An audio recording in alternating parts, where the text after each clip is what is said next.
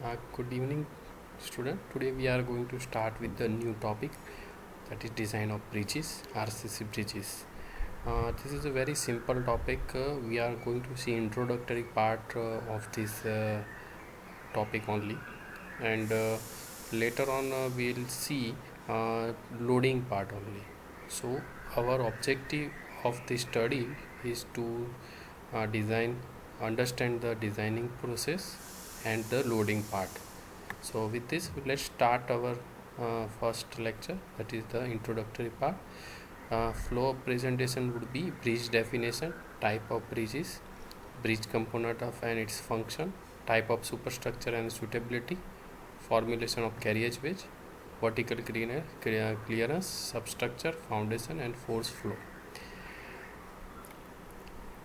So what is bridge?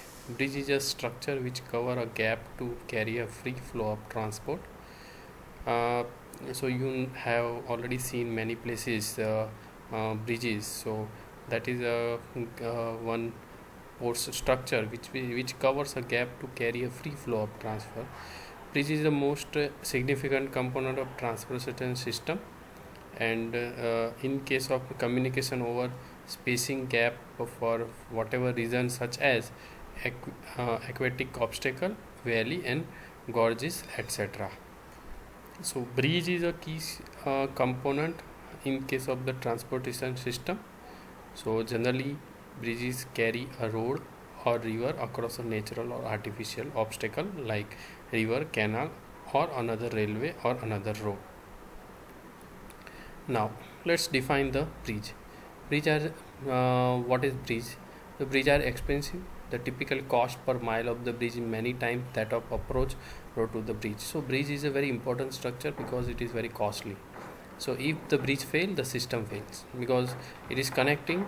If some portion of road fails, then there won't be any problem. But if bridge fails, the whole system is going to fail because it is made to clear the road through some obstruction.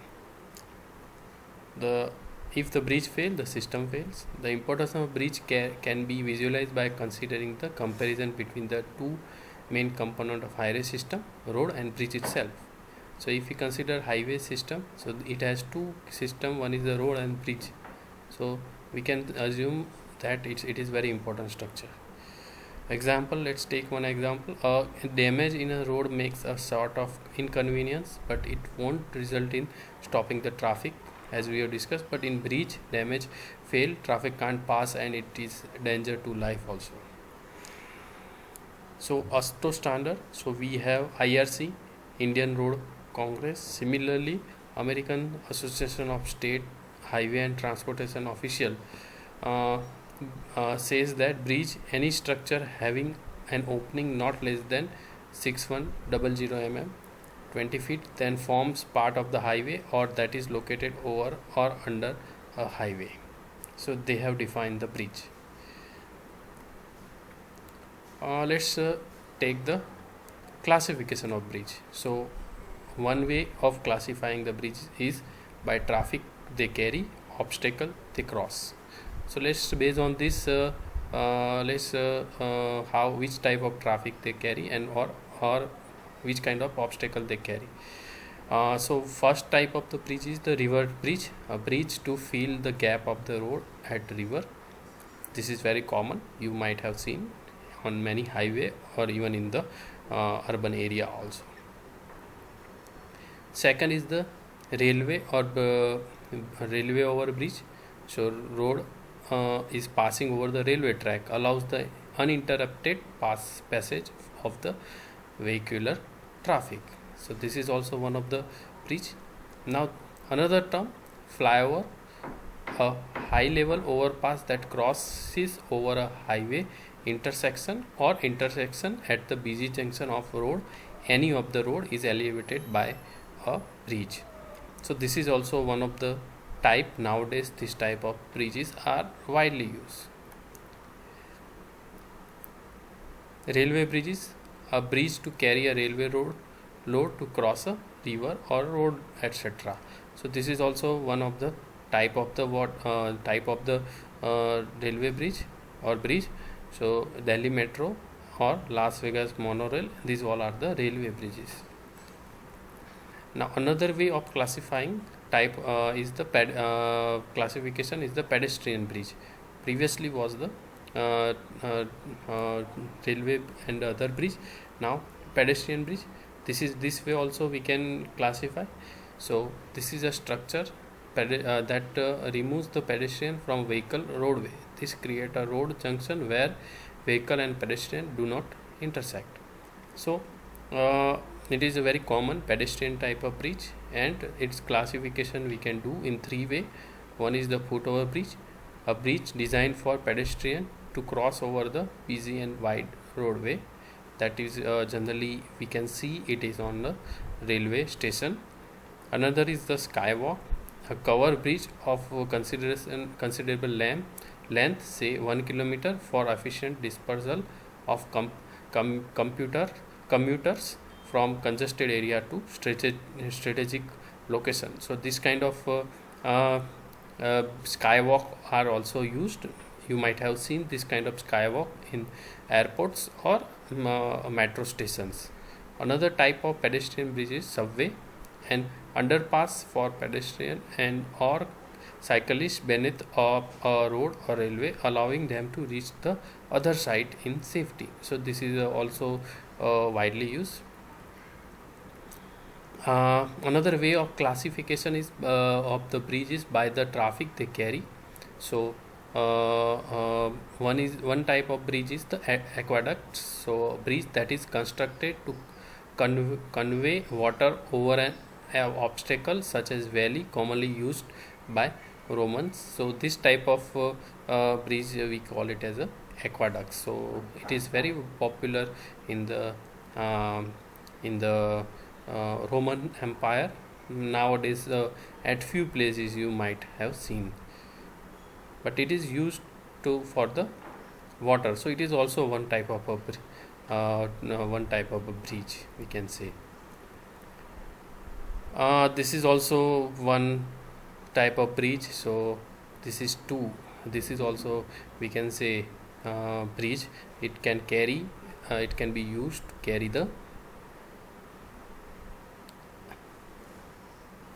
airport or air traffic also.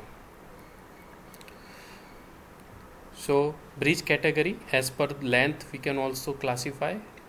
So previously by which it based on the traffic it carry, now this is a bridge category as per length. So one is the culverts. So very small culverts, length less than 6 meter, minor bridges length 6 meter to 60 meter, and major bridges length more than 60 meter. These are the general guideline for carrying the classifying the bridges. Now let us focus on the terminology used in the bridges. So typical cross section of elevation of bridges has been shown. So first terminology is approach slab. There is a deck slab. There is a expansion joint, you can say, handrails, parapet, then longitudinal girder, cross girder, abutment, pier, foundation, bearing. These all are the very important element, out of which as a structural point of view, if we consider, so starting with this deck slab. So deck slab is the top slab which is directly in contact with the traffic, and on that a road and all the things are constructed. On this deck slab is supported over the longitudinal girder, and this longitudinal girder is supported on the piers, and this deck slab is not directly placed over the longitudinal girder.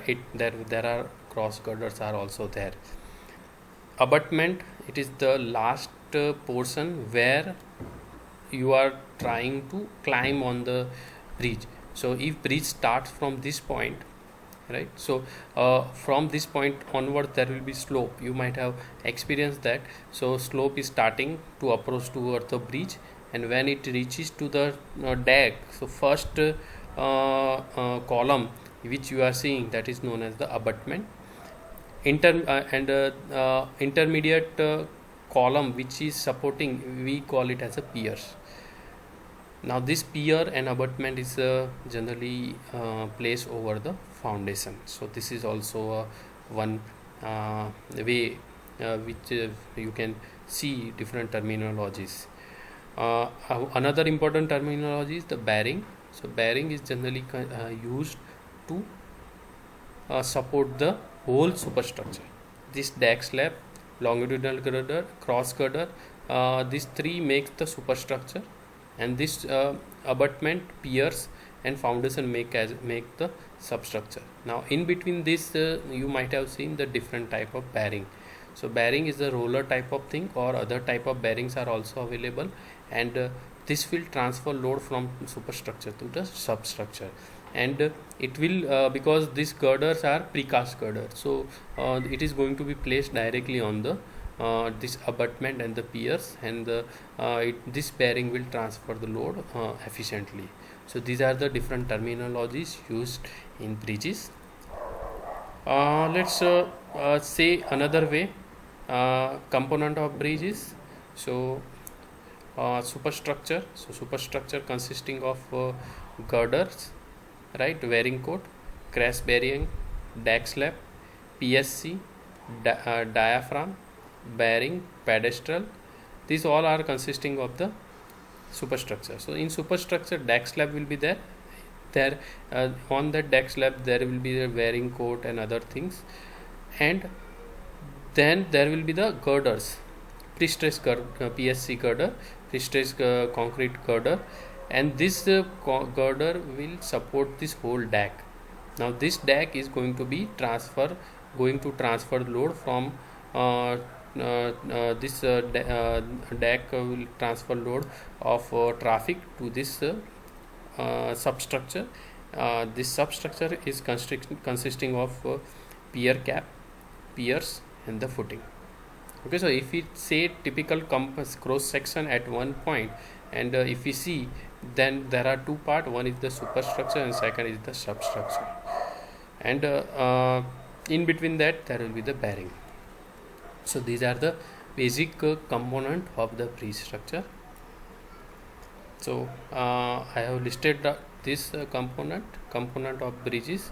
Superstructure, various type of bridge superstructure consisting of deck slab, girders, T-beams, cross beams, right? Now how the slab is going to be constructed? It is very interesting to know that nowadays you might have seen the various bridges. So in that various type of slab and the voided slab, different type of slabs are used. So let's have a look over the different type of slab. Okay, so first let's define the superstructure. So development of superstructure, various shapes of the superstructure are being used: solid slab, voided slab, box girder, girder slab. One may choose the simplest one for particular need, which gives the simplicity in the construction, analysis and design, and good aesthetic purpose. However, one may have to compromise to satisfy the project specific requirement, cost, construction speed, etc. So this, what are the different type of slabs? Okay, so solid slab is a simple form which you might have seen, solid slab type of superstructure. Another is the voided slab type of superstructure. So nowadays this type of voided type of superstructure is widely used because you can see that when we take the solid slab, the span between these two piers are very small, but here we can go with a longer span. And in nowadays in the case of the flyovers which is constructed in the various which is construction in various urban area, we require larger span. So definitely we are using this kind of voided slab type of superstructure.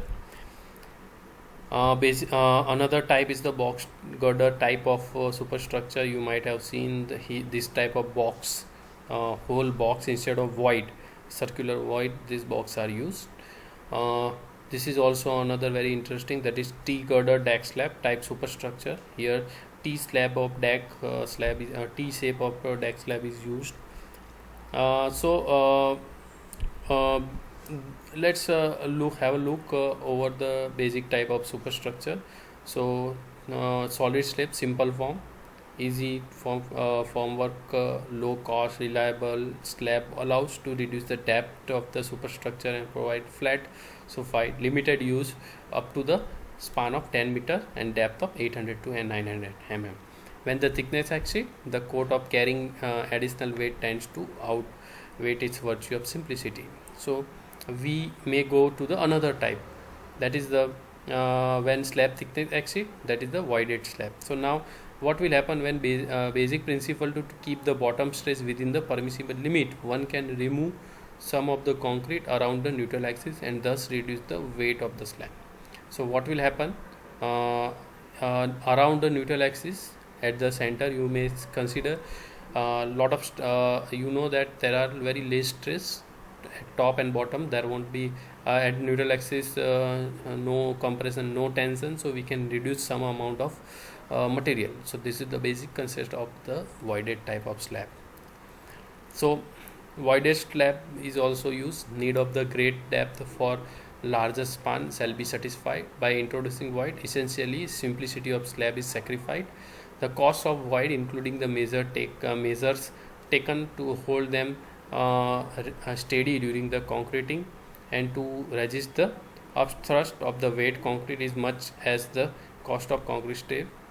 Labor is required definitely. A unit cost of reinforcement is increased. Principal benefits are greater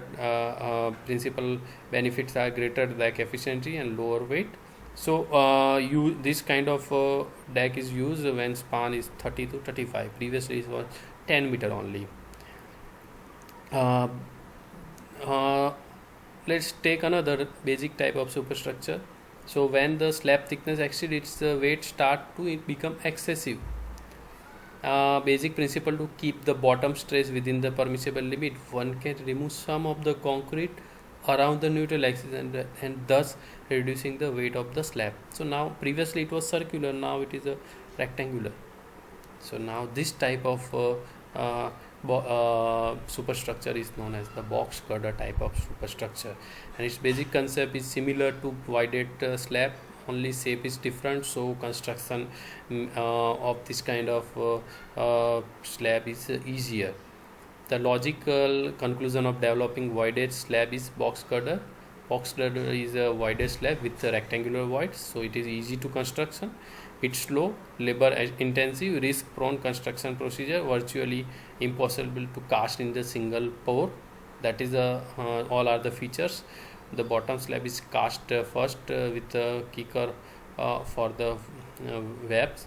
Webs are cast with a top rough surface with projecting reinforcement in top slab, and then top slab is casted. And this is generally suitable for 40 to 50 meter, having planned curvature also. Now another type of for range of span 15 to 35 meter for straight span, the lateral stiffness due to bottom part of the slab can be omitted. The removal of soffit slab, you can see that bottom this previously it was a box, now we are removing this. So removal soffit slab, this is called soffit slab from box, will give reduction in the self weight. So what will happen, the lateral stiffness due to bottom part slab can be omitted, so its lateral direction stiffness we are reducing. So this type of slab we call it as a T-beam deck slab.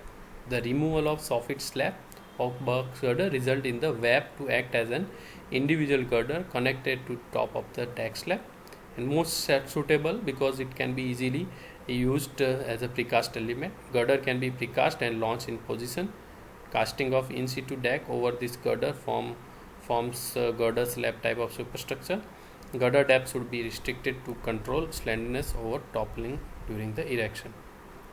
So these are the basic types, and I am summarizing this selection criteria for superstructure. This may be up to 10 meter, we may go for RCC solid slab. 10 to 20 multi-girder slab system, we can go 20 to 30 PSC pre-stressed concrete girder box type, 30 to 40 PSC box girder PSCT type.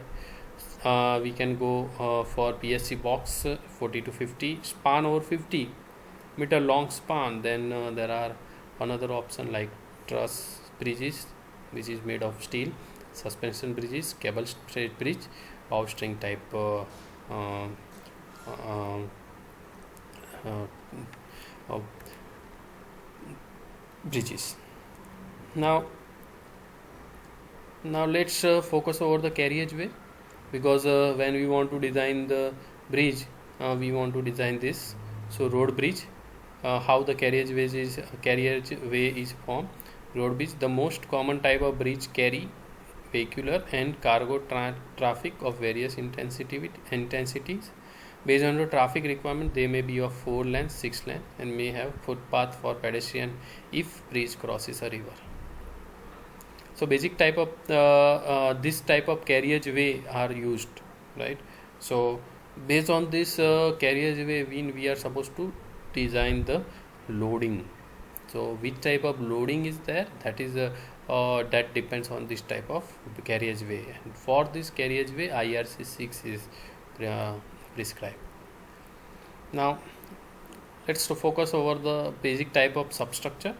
So abutment, cantilever wall type of abutment, cantilever type of abutment, then gravity type of abutment, counterfort type abutment, and spill through type of one abutment. So spill through means it is like a frame. Cantilever and the counterfort abutment, it is similar to the retaining wall which we have studied previously. Now piers can be classified as wall type, circular type, semicircular, and Y type, and wing wall or return wall. So at the last you might have seen the wing wall. Apart from the abutment, there are on the approach we are supposed to provide the wing wall. So wing wall may be cantilever wall, counterfort, box type, RE wall, gabion wall, and these are very common type of terminologies which you might have heard. So let's focus over the basic type of substructure, the cross section of pier with pile foundation, right? So here you might have seen that here these are the PSC girder, right, and these are the pier abutment piers, and these are the foundation. Now what will happen at the end, you are supposed to provide the abutment. This is the pier, but at end you can provide with this kind of counterfort type of abutment. So it is nothing new in it. It is a one type of cantilever retaining wall.